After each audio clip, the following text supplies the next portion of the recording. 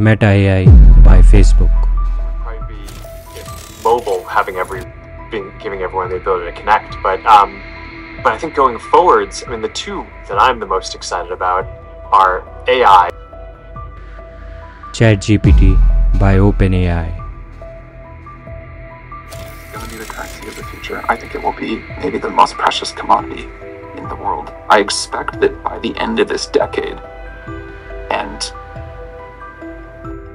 Gemini by Google. In some ways, we've been evolving it continuously. The good thing about search is people comfortably use it. They take it for granted. We've been answering questions for a while. But with generative AI, we can do it a lot. ये हैं artificial intelligence space के कुछ बड़े poster boys, लेकिन इन सभी में एक बात कॉमन है।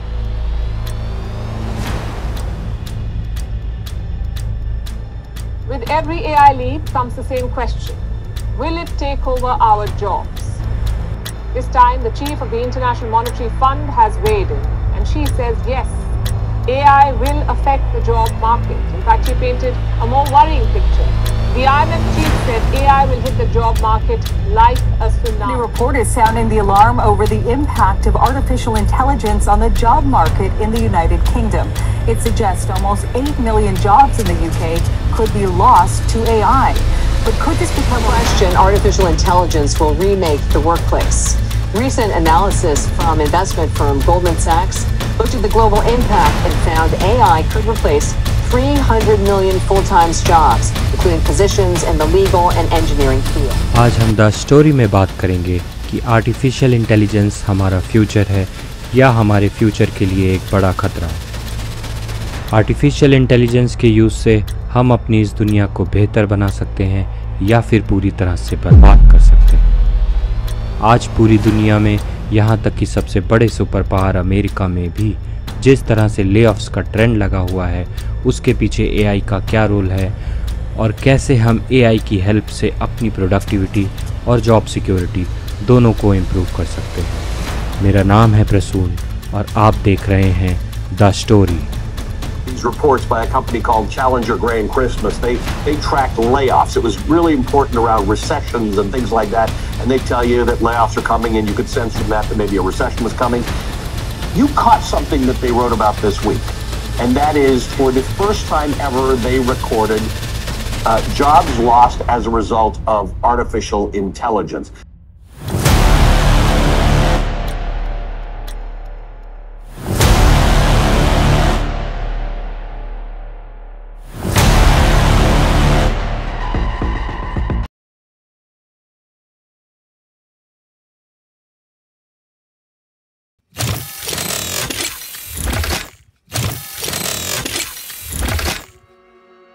ट्वेंटीथ सेंचुरी के फर्स्ट हाफ में साइंस फिक्शन नॉवेल्स और मूवीज़ ने लोगों को पहली बार इंटेलिजेंट रोबोट्स के कॉन्सेप्ट से इंट्रोड्यूस करवाया।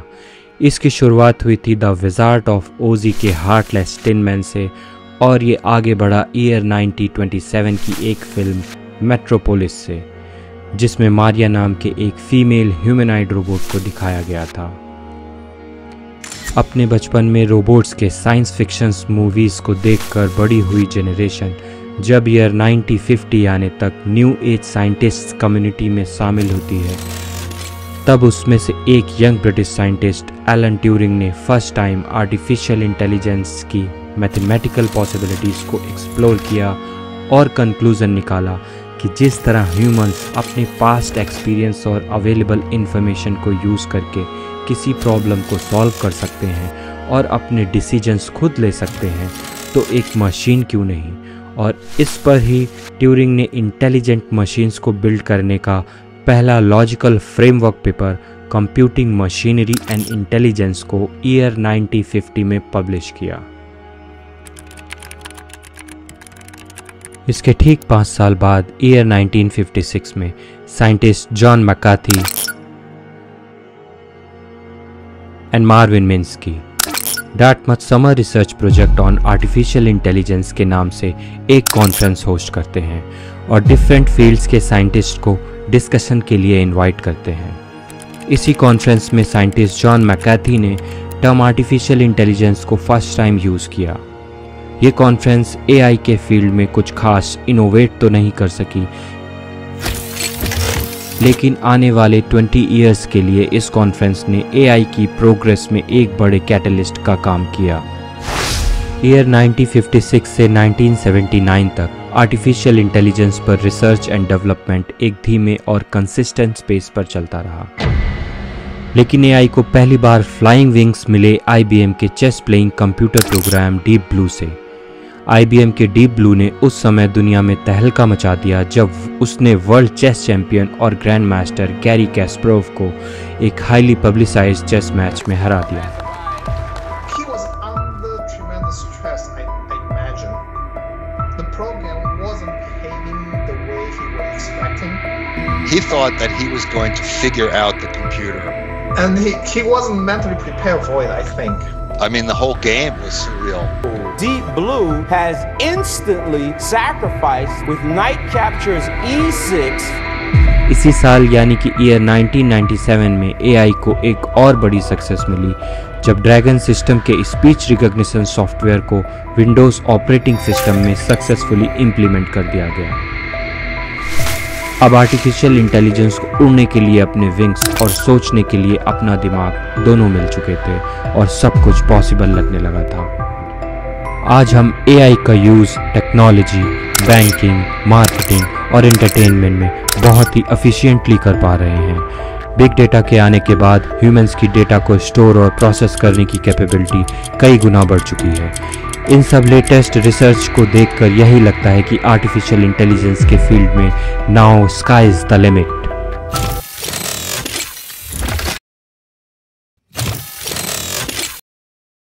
आर्टिफिशियल इंटेलिजेंस हमारी सोसाइटी के लिए न्यूमरस बेनिफिट्स प्रोड्यूस कर सकती है और प्रेजेंटली कर भी रही है, लेकिन क्या इसके कुछ नुकसान भी हैं? जी हाँ, सोसाइटी के हर प्रॉब्लम में एआई को इंटीग्रेट करना हमारी सोसाइटी को कुछ बड़े नुकसान पहुंचा सकता है, जैसे जस्टिस और पुलिसिंग सिस्टम में एआई को इंटीग्रेट करना। इसे हम समझ सकते हैं एआई के प्रेडिक्टिव पुलिसिंग मॉडल से।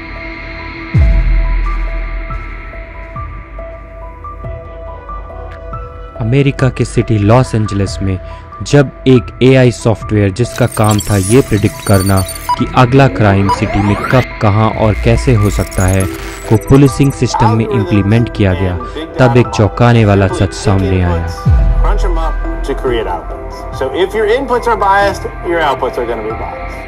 ईयर 2016 की एक स्टडी में पता चला कि ये एआई प्रोग्राम बहुत ही डिसप्रोपोर्शनेट तरीके से बायस्ड प्रिडिक्शन दे रहा था और सिर्फ उस एरिया में क्राइम प्रिडिक्शंस दे रहा था जहां नॉन वाइट्स और लो इनकम ग्रुप की पॉपुलेशन ज़्यादा थी। My son is going to enter into and become a young man in, and I don't want people to look at him and prejudge him. That could be life or death if someone calls the police on you.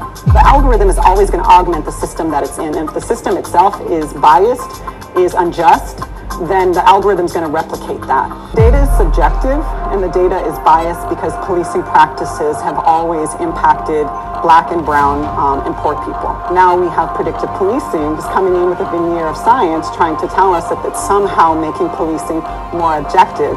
But what we're finding is that it's only augmenting the way that policing operates. The most troubling thing about the Chronic Offender Bulletin, it's recriminalizing people who have already been on parole, who have served their time. Artificial intelligence का एक और negative impact तब सामने आता है जब इसे disinformation के लिए यूज़ किया जाए। आजकल एआई सिस्टम्स का यूज़ इंटरनेट में डिसइंफॉर्मेशन स्प्रेड करने में किया जा सकता है, यहाँ तक कि डीप फेक वीडियोज़ का इस्तेमाल करके पूरा एक पॉलिटिकल प्रोपेगेंडा चलाया जा सकता है और किसी कंट्री के इलेक्शन रिजल्ट्स को भी इफेक्ट किया जा सकता है। आमिर खान और रणवीर सिंह के डीप फेक वीडियोज़ इसके रिसेंट एग्जाम्पल्स हैं। हर एक के पास कम से कम 15 लाख वो सेलिब्रेट करे हमारी दुखी हुई जीवन, हमारी बेरोजगारी को, हमारी महंगाई को। हम, क्योंकि हम जो भारतवर्ष है अब अन्याय काल की तरफ ऐसे बढ़ रहे हैं, इतनी स्पीड से बढ़ रहे हैं। आर्टिफिशियल इंटेलिजेंस ने ह्यूमंस की कंप्यूटर मशीन्स को यूज़ करने की बाउंड्रीज को एक बहुत ही बड़ा पुश दिया है। एआई की हेल्प से आज हम मशीन्स को almost human like working capabilities में ट्रेन कर सकते हैं। लाइफ के मोनोटोनस और रिपीटेटिव टास्क जैसे data entry, data collection, email response, software testing, and invoice generation और ना जाने ऐसे कितने कामों को आज AI की हेल्प से ऑटोमेट किया जा सकता है।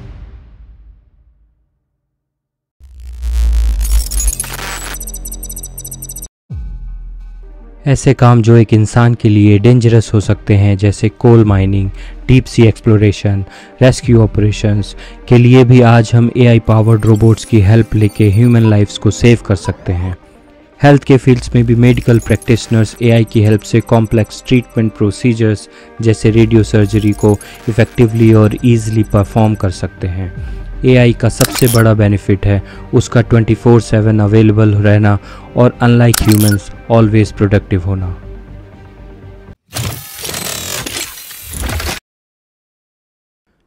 वर्ल्ड इकोनॉमिक फोरम की the future of jobs reports 2023 के अकॉर्डिंग फ्यूचर में data entry clerks, accounting and book keeping clerks, bank tellers, assembly and factory workers जैसी जॉब्स में एक बहुत बड़ा डिक्लाइन आने वाला है और हमें जॉब मार्केट में रेलेवेंट और एम्प्लॉयड बने रहने के लिए खुद को अपस्किल करने की ज़रूरत है। इस रिपोर्ट्स के अकॉर्डिंग वो टॉप स्किल्स हैं analytical and creative thinking, flexibility and agility, technological literacy और AI and big data.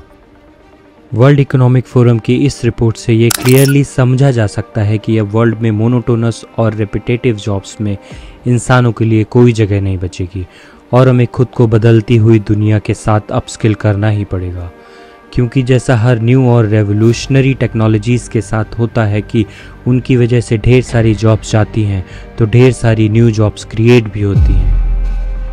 Forbes के इस आर्टिकल के अकॉर्डिंग आर्टिफिशियल इंटेलिजेंस से हमारी जॉब्स कम नहीं हो रही हैं बल्कि ट्रांसफॉर्म हो रही हैं और इस ट्रांसफॉर्मेशन से वो जॉब्स क्रिएट हो रही हैं जो कुछ साल पहले तक एग्जिस्ट भी नहीं करती थी।